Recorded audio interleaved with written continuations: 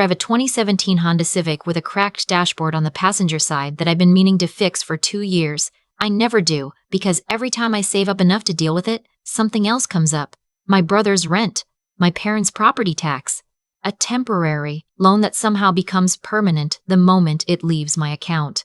I don't say this to sound like a martyr. I say it because that cracked dashboard is basically a timeline of my adult life. My name is not important. What's important is that I'm 31. I work in healthcare administration at a regional hospital in Mississauga, and for the better part of a decade, I have been the financial shock absorber for a family that never once asked if I could afford to be. My brother Kieran is 34. He has a charm that walks into a room before he does. Everybody loves Kieran, at Christmas, at barbecues, at the kind of Sunday dinners where my mom makes too much pasta and my dad pretends he isn't watching hockey in the other room. Kieran tells stories that make people lean in. He is genuinely funny.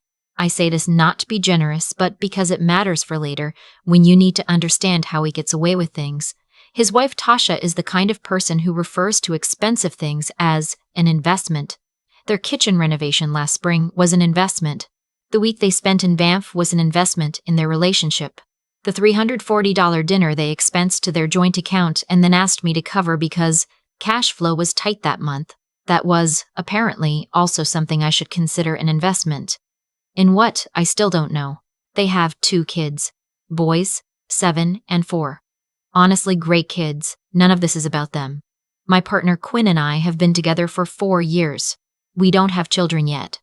We have a 1-bedroom apartment and port credit that we love and a savings account that we are very careful about because we are trying, quietly and without announcing it to anyone, to buy a place before the market does whatever terrifying thing it's planning to do next.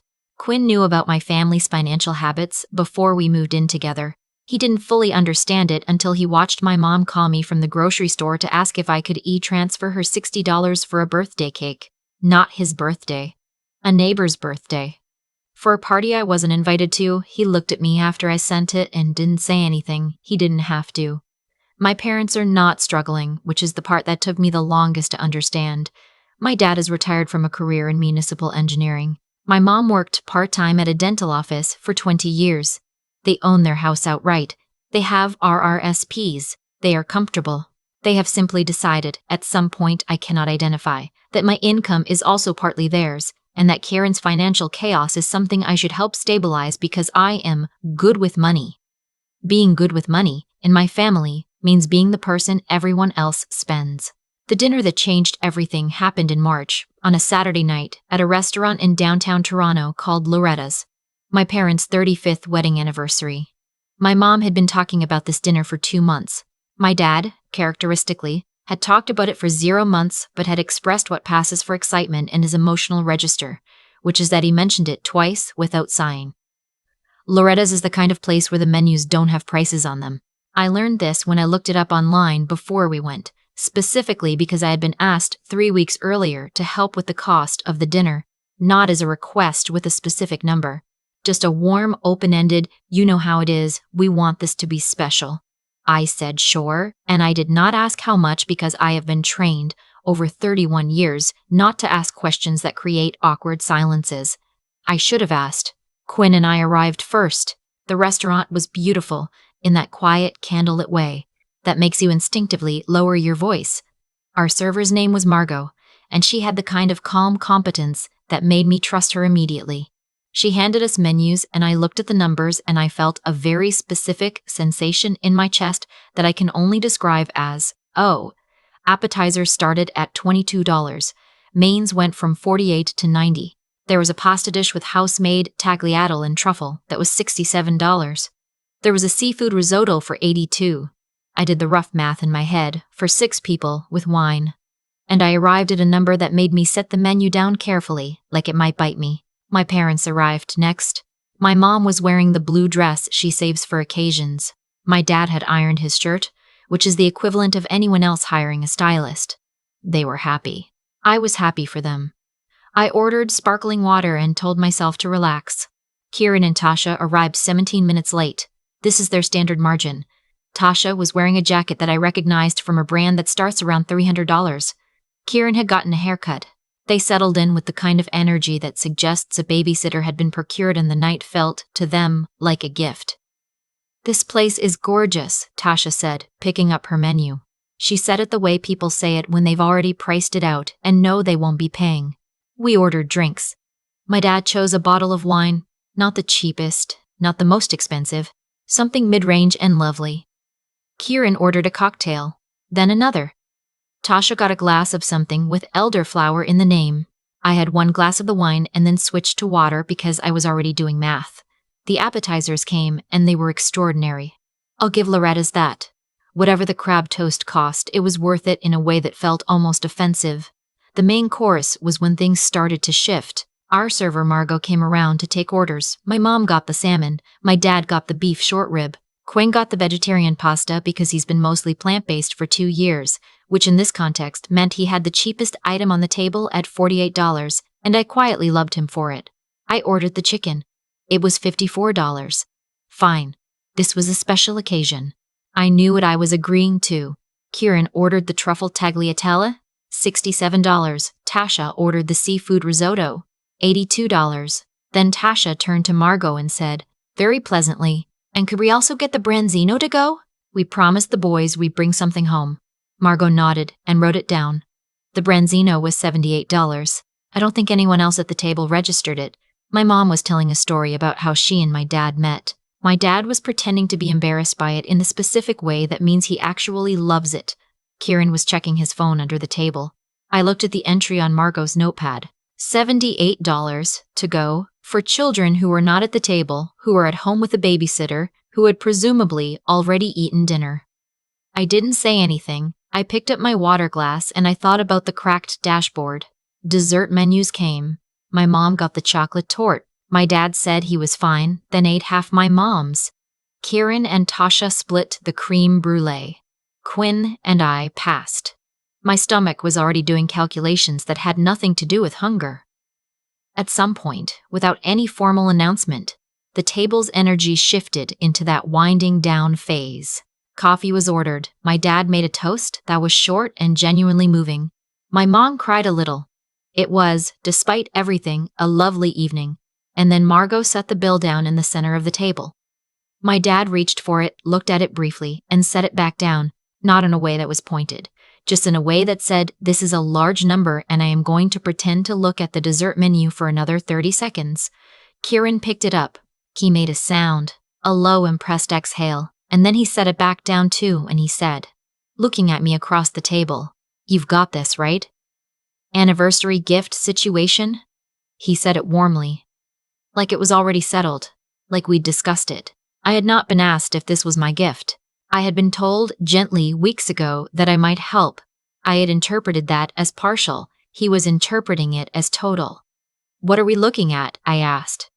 Kieran checked his phone. The bill was facing him and said $842 before tip. $842. For context, my monthly grocery budget is $220. Quinn and I have a house fund we've been building for 3 years. $842 before tip is, at our preferred 15 to 20%, somewhere north of $1,000 for dinner for 6 people, one of whom ate a takeout branzino at home and had no idea any of this was happening. I felt Quinn's hand find mine under the table. My mom said, "Oh, it doesn't have to be all you, sweetheart." My dad said nothing. My dad has never said anything in moments like this. That is, in some ways, the whole story. "I'm not paying for the whole thing," I said. I said it quietly and without drama. Kieran looked up. He had a very particular expression, the one he uses when he's deciding in real time whether to be charming or confused. He went with confused. "What do you mean? You said you'd cover it." I said I'd help. I can cover my portion and Quinn's, and I'm happy to put in for Mom and Dad as a gift. But I'm not covering your dinner and Tasha's risotto and the food you're taking home. Tasha's face did a thing. I've seen that thing before. It's the expression she makes when she has been inconvenienced by someone having a limit. "It's their anniversary," she said. Very softly. In the tone that means, "You're being difficult." "I know," I said. "That's why I'm here, and that's why I'm contributing. But I'm not covering $1,200 of food for the whole table." My mom started to say something conciliatory. My dad poured himself more water. Kieran leaned back. He switched to his other mode, the one where he's just reasonable enough to make you feel like you're the problem. It's not a big deal, honestly. Can we just not make it a thing? Okay, I said. I picked up the bill. I looked at it properly. Margot had itemized everything. I found our 2 mains, Quinn's pasta and my chicken. I found the 2 glasses of wine. I added my parents' mains and the bottle and approximately half the appetizers because it was their anniversary and I genuinely wanted to do that for them. Then I called Margot over. I told her I wanted to split the bill. I handed her my card for the portion I'd calculated. I gave her the total quietly, the way you do when you don't want to make a scene, but you also are not going to unmake the decision. The table went very quiet. My dad looked at the tablecloth. My mom looked at me with an expression I couldn't fully read. Something between understanding and sadness, and I think the sadness was less about the money than about the fact that it had gotten here. Kieran said, "Okay, this is embarrassing." "It doesn't have to be," I said. "You're splitting the bill at Mom and Dad's anniversary dinner. In front of, I'm paying for what I ordered and I'm covering Mom and Dad's dinner. I think that's a reasonable anniversary gift." I looked at him. "You can cover yours." Tasha opened her purse. She did not look at me.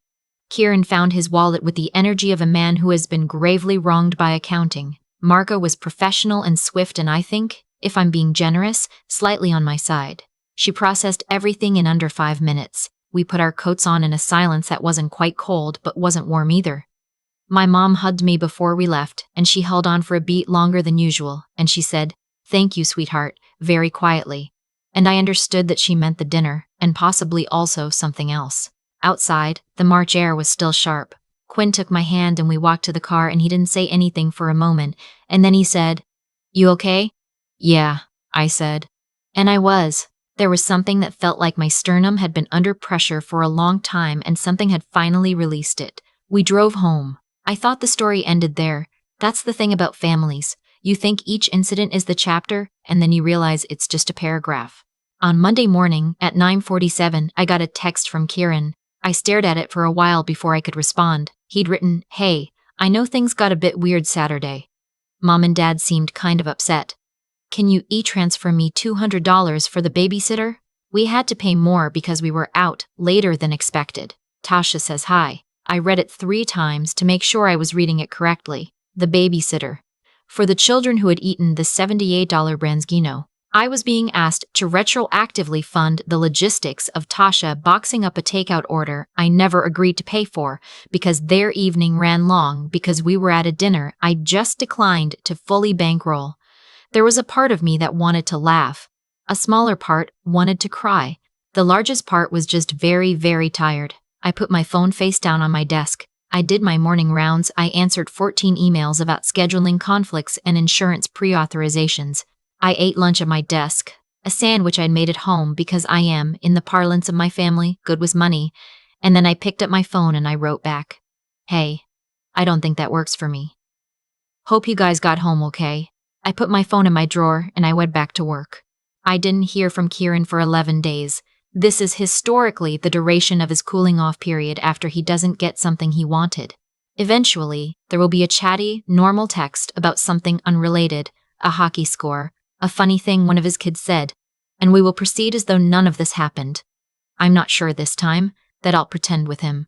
My mom called me that Wednesday, 3 days after the dinner. I let it ring and then felt guilty and called her back. She asked how I was. I said fine. She said the dinner was lovely. I said it was. She was quiet for a moment and then she said in a careful voice, "Kieran felt a bit embarrassed."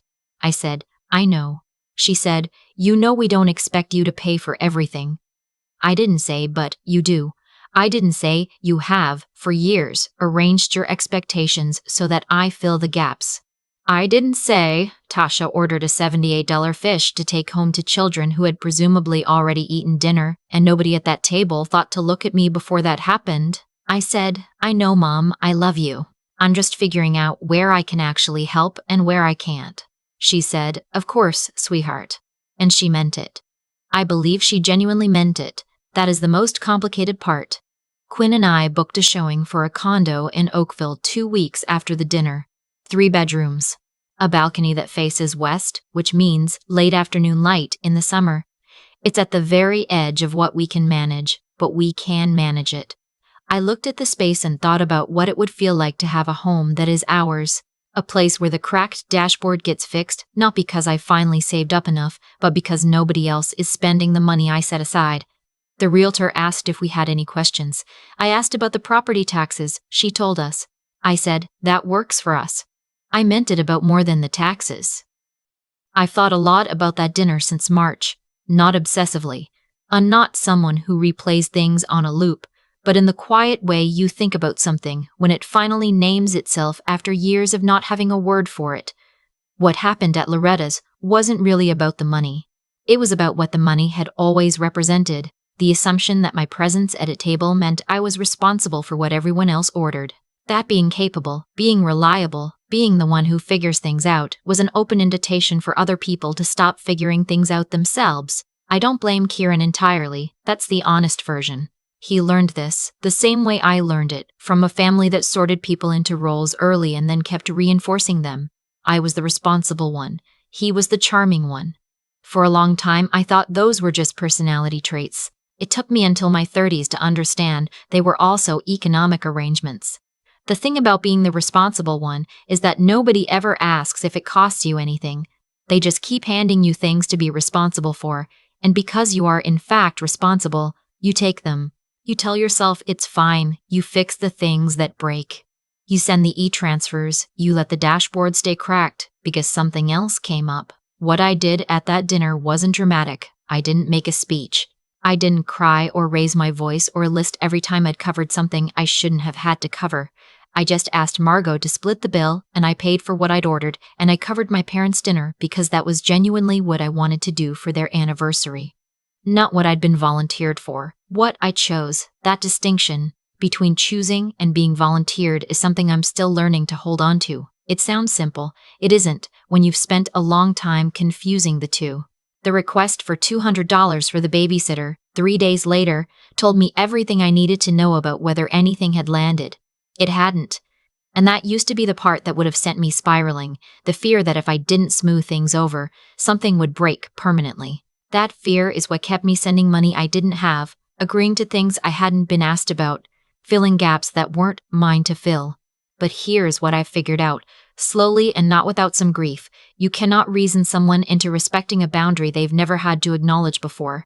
You can only hold it quietly and let them figure out what to do with that information. Kieran will text me about hockey in a week or two. My mom will call and we will talk about something else entirely. My dad will not mention the dinner because my dad does not mention things. Life will proceed. And Quinn and I will go to our showing in Oakville, and I will stand on that west-facing balcony and think about what it means to build something that belongs entirely to us. A savings account nobody else is quietly spending. A home fund that reaches its number because I stopped treating other people's financial chaos as my emergency. That is not a small thing. It took me a long time to understand that protecting your own resources isn't selfishness. It's the only way to have anything left to genuinely give. The giving I do from here is going to be chosen every single time.